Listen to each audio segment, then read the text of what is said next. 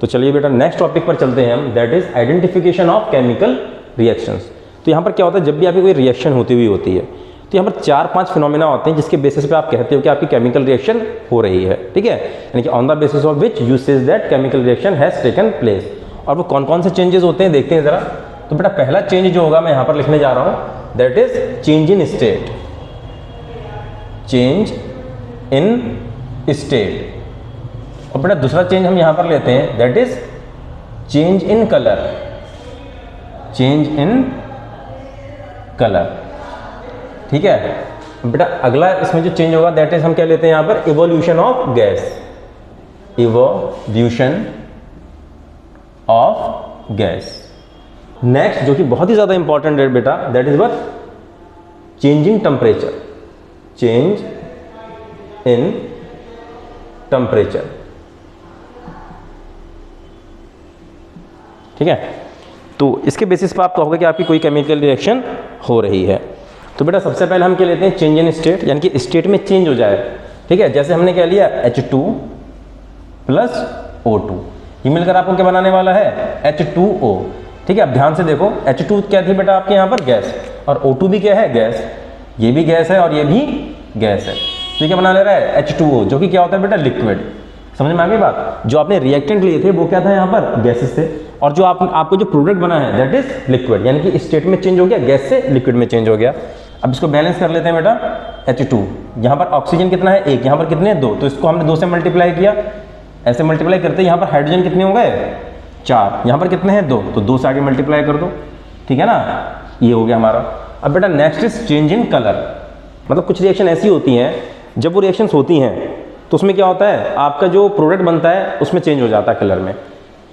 तो change in colour में हम क्या देखते हैं, जैसे कि हमारा क्या, लेड नाइट्रेट, Pb यानी कि लेड, नाइट्रेट क्या है आपका, NO3, इसका ट्वाइस हो जाएगा। क्यों हुआ, क्योंकि लेड की वैलेंसी 2 है और नाइट्रेट की वैलेंसी 1।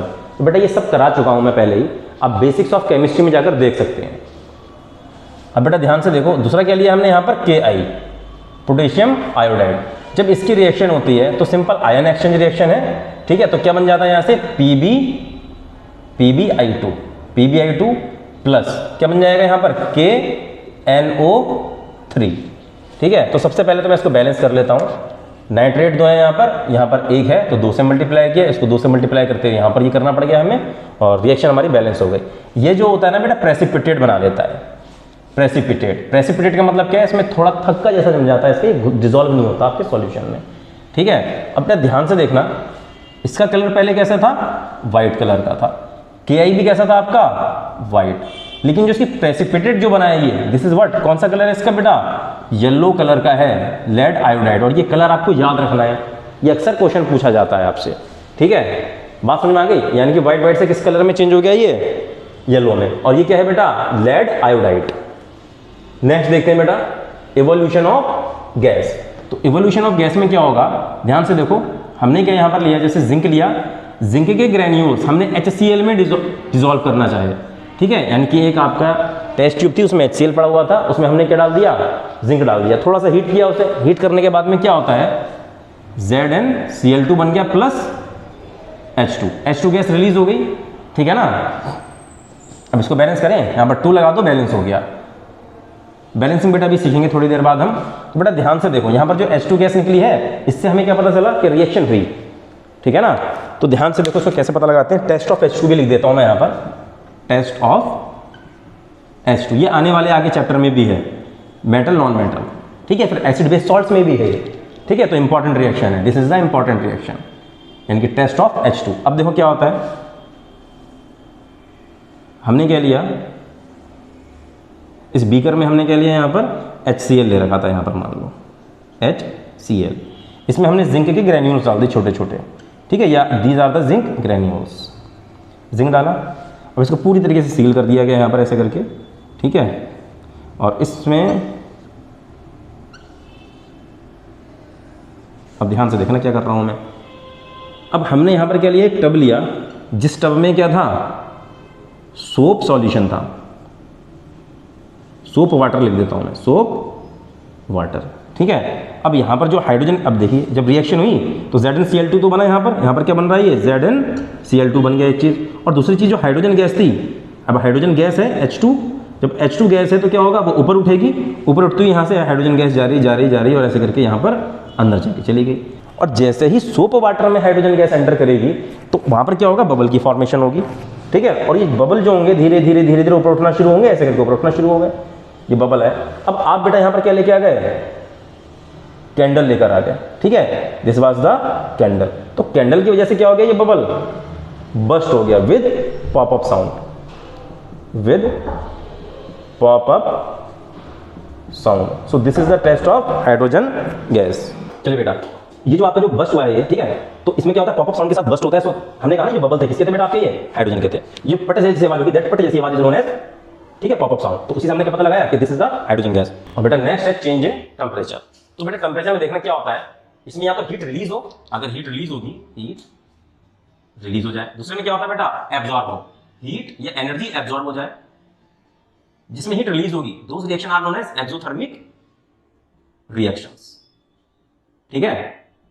और जिसमें हीट आपकी एब्जॉर्ब होती है, those reaction are known as endothermic reactions, ठीक है। अब आपसे बेटा इसकी डेफिनेशन भी पूछी जाती है, what are exothermic reaction and what are endothermic reaction. तो exothermic reactions are those reaction in which heat is released, ठीक है, और endothermic reactions are those reaction in which heat is absorbed. Clear है बेटा? अब ध्यान से देखते हैं ऐसे वन बाय वन। इसको बेटा यहां पर तो समझा पाऊंगा, जगह थोड़ी कम है, तो इसमें यहां पर ले लेते हैं, और इसमें यहां पर मैंने ऐसे करके डिवाइड कर दिया। इधर ले लेता हूं मैं एक तरफ एंडोथर्मिक रिएक्शंस, और यहां पर क्या लिया बेटा हमने, एक्सोथर्मिक रिएक्शंस। अब इसमें हीट एब्जॉर्ब होगी, यहां पर लिख देना दोबारा से, हीट इज एब्जॉर्ब्ड, और यहां पर क्या होगा बेटा, हीट इज रिलीज्ड, ठीक है। यहां पर हीट रिलीज होगी, रिलीज्ड। अब बेटा इसके एग्जांपल देखते हैं जरा। एंडोथर्मिक का सबसे बेसिक एग्जांपल बताने जा रहा हूं, आपको याद रखना है हमेशा। कैल्शियम कार्बोनेट CaCO3, जब बेटा आप इसको हीट करोगे तो क्या बनने वाला है आपका, CaO प्लस CO2। जब भी कार्बोनेट को आप हीट करोगे, कॉपी के मत्थे पे ऊपर लिख लेना, व्हाट क्या चीज रिलीज होगी बेटा, CO2 गैस, हमेशा याद रखना है आपको, ठीक है। CO2 गैस रिलीज हुई, और ये जो रिएक्शन है ऑलरेडी बैलेंस्ड, पहले से ही क्या है, ये बैलेंस है। बेटा सेकंड एग्जांपल देखते हैं जरा हम। इस डेल्टा का मतलब होता है बेटा हीट, ठीक है, इस चीज़ को भी याद रखना है तुम्हें। बेटा इसी में नेक्स्ट एग्जांपल है आपका फोटोसिंथेसिस। तो फोटोसिंथेसिस में क्या होता है, कार्बन डाइऑक्साइड होती है, ठीक है, वाटर की मदद से in the presence of chlorophyll sunlight को एब्जॉर्ब करते हैं। देखो, energy in the form of sunlight, ठीक है, इसको एब्जॉर्ब किया इसने तो एंडोथर्मिक रिएक्शन हो गई। तो क्या मिलता है बेटा आपको यहाँ पर, ग्लूकोज C6H12O6 प्लस ऑक्सीजन मिलती है आपको, प्लस H2O और मिल जाता है अलग से, ठीक है ना। तो इसको बैलेंस करना बाकी रह गया, बैलेंस करते हैं जरा। 6 यहाँ पर क्या है, चेक यहाँ पर और 12 और ये 6 हो गया, ये 6, ठीक है बेटा, ये बैलेंस कोई क्वेश्चन। अब ये एंडोथर्मिक रिएक्शन इसलिए क्योंकि सनलाइट यहाँ पर एब्जॉर्ब हुई है। नेक्स्ट क्या करते हैं बेटा, एक्सोथर्मिक। अब एक्सोथर्मिक में क्या होता है, कंबशन ऑफ, ठीक है, हाइड्रोकार्बन्स। ये हमेशा याद रखना है आपको, जितनी भी कंबशन रिएक्शन होंगी सारी की सारी एक्सोथर्मिक होंगी, कंबशन रिएक्शंस। अब बेटा हाइड्रोकार्बन का कंबशन कराना है आपको, तो सबसे आसान रिएक्शन यही है, ठीक है, बस बैलेंसिंग आनी चाहिए आपको। तो सबसे पहला एग्जांपल क्या ले रहा हूं मैं यहाँ पर, CH4 प्लस O2। अब याद रखना, जब भी कार्बन, हाइड्रोजन और ऑक्सीजन वाले कंपाउंड आएंगे और ऑक्सीजन की मदद से जलेंगे तो क्या बनाएंगे, CO2 प्लस H2O, और एनर्जी रिलीज कर देंगे। क्लियर है बात? अब बेटा इसको बैलेंस कैसे करेंगे, जब भी हाइड्रोकार्बन को बैलेंस करोगे, पहले कार्बन को बैलेंस करो, फिर हाइड्रोजन को, फिर ऑक्सीजन को। देखो कार्बन कितना, एक है यहाँ पर भी एक है, तो बैलेंस हो चुका। अब हाइड्रोजन देखते हैं, यहाँ पर 4 है, यहाँ पर कितने हैं, 2, तो 2 से मल्टीप्लाई करोगे तब हो जाएगा बैलेंस, हो गया। अब ऑक्सीजन गिनो, यहाँ पर 2 है, यहाँ पर 4 है, ठीक है, तो इसको 4 बनाने के लिए 2 से मल्टीप्लाई कर दो, हो गया बैलेंस। क्लियर है बात? तो एग्जाम्पल नंबर 1 तो ये हो गया हमारा। बेटा इसमें दूसरा एग्जाम्पल दे रहा हूँ मैं, ठीक है। ये क्या है बेटा, C2H6 प्लस O2। अब इसको करो, फिर से हाइड्रोकार्बन आ गया, तो क्या करोगे बेटा आप यहाँ पर, CO2 plus H2O plus energy, ठीक है ना, E फॉर एनर्जी लिख दिया मैंने, तो आप लोग पूरा लिखेंगे एनर्जी। तो बेटा यहाँ पर सबसे पहले किसको बैलेंस करना है, कार्बन को। तो कार्बन 2 है, यहाँ पर कितना है, 1, तो 2 से मल्टीप्लाई कर दिया। फिर उसके बाद हाइड्रोजन में करना है। यहाँ पर कितने हाइड्रोजन 6, यहाँ पर कितने हैं 2, तो 3 से मल्टीप्लाई किया आपने। ऐसा करते ही इस साइड में कितने हो गए 3 और 2 2 4 7, यहाँ पर 2 हैं तो बेटा आप क्या करोगे 3.5 तो नहीं लिख सकते ना हम, तो यहाँ पर क्या लिखेंगे 7/2, हमेशा ऐसे लिखा जाता है 7/2 O2, हो गया बैलेंस। ठीक है, नेक्स्ट देखिए बेटा इंपॉर्टेंट रिएक्शन है। अब मैं यहाँ पर क्या करने जा रहा हूँ, अब मैं ग्लूकोज का कंबशन करने जा रहा हूँ, ठीक है, जिससे हमें एनर्जी मिलती है ग्लूकोज से। तो बेटा क्या लिया आपने C6H12O6 प्लस O2, तो यहाँ पर क्या मिलेगा बेटा आपको, देखो फिर से CO2 plus H2O plus energy, फिर से वही मिलना है आपको। अब आप लोग इसको बैलेंस करिए, ठीक है। चलिए बेटा देखते हैं किसने कैसे बैलेंस किया है। देखो सबसे पहले वही करना है कार्बन को बैलेंस, यहाँ पर 6 है, यहाँ पर कितना है 1, तो किससे मल्टीप्लाई कर दिया बेटा आपने इसको 6 से मल्टीप्लाई कर दिया। अब बेटा किसको लेना है आपका हाइड्रोजन को, तो हाइड्रोजन कितने यहाँ पर 12, यहाँ पर कितने हैं 2, तो किससे मल्टीप्लाई किया यहाँ पर भी 6 से। ठीक है, अब बेटा अगली चीज़ क्या बची आपकी, हाइड्रोजन भी निपटा दिया आपने, कार्बन भी निपटा दिए। अब बेटा बचते हैं ऑक्सीजन, यहाँ पर कितने 6 और 12 कितने हो गए 18, ये तो बैलेंस होगा, इधर साइड में हमें कुछ नहीं करना, ठीक है, नहीं छेड़ना।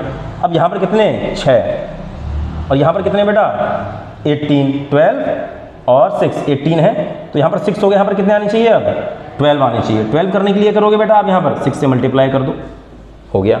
यानी कि आपके कार्बन हाइड्रोजन ऑक्सीजन सारी चीज़ें बैलेंस हो चुकी हैं। तो बेटा this is the important thing, how to identify the chemical reaction. तो आपके इतने चेंजेस हैं जिनकी वजह से आप रिएक्शन को आइडेंटिफाई कर सकते हो। पहला क्या है, change in state, change in colour, evolution of gas, change in temperature, और सबसे ज़्यादा इंपॉर्टेंट है इसमें चेंज इन टेम्परेचर, जो दो तरीके का होता है, एक्सोथर्मिक और एंडोथर्मिक। एक्सोथर्मिक में हीट रिलीज होती है, एंडोथर्मिक में हीट एब्जॉर्ब होती है। ठीक है, यहाँ पर ये एग्जाम्पल दे दिए मैंने, you have to remember these examples.